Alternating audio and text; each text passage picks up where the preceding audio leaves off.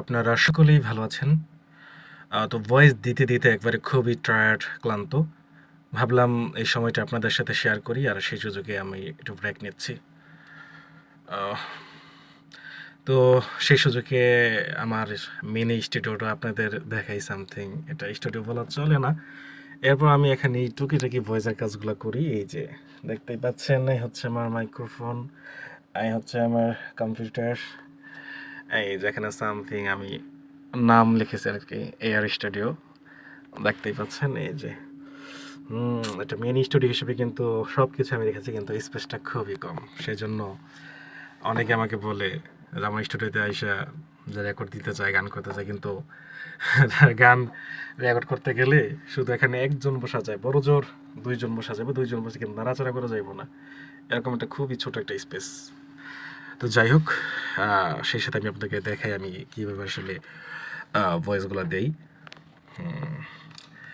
তো আমি মূলত সম্প্রতি কাজ করছি নিউজের পর্যালোচনামূলক স্ক্রিপ্ট নিয়ে। তো আমি এই ক্লায়েন্টের কাজগুলোই করছি এখন প্রতিনিয়ত, রেগুলার। তো এটা আসলে দিয়া নেই, একটু দেখে আর কি স্যাম্পল হিসেবে। প্রথমে শুরু করতেছি সামথিং স্ক্রিপ্টের প্রথম দিক থেকে একটু অংশ পড়তেছি আর কি।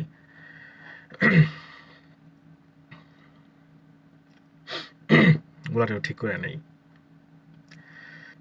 প্রিয় দর্শক, যে কোনো যুদ্ধক্ষেত্রে আপনি যদি যুদ্ধ করতে চান, তাহলে অস্ত্রের সক্ষমতা ঠিক যতটা গুরুত্বপূর্ণ, তার থেকে বেশি গুরুত্বপূর্ণ হল লজিস্টিক সাপোর্ট বা সরবরাহ এর সম্পূর্ণ সহায়তা, অথবা বলতে পারেন দীর্ঘকালীন যুদ্ধ করার জন্য ব্যাকআপ সাপোর্ট দেওয়ার সক্ষমতা।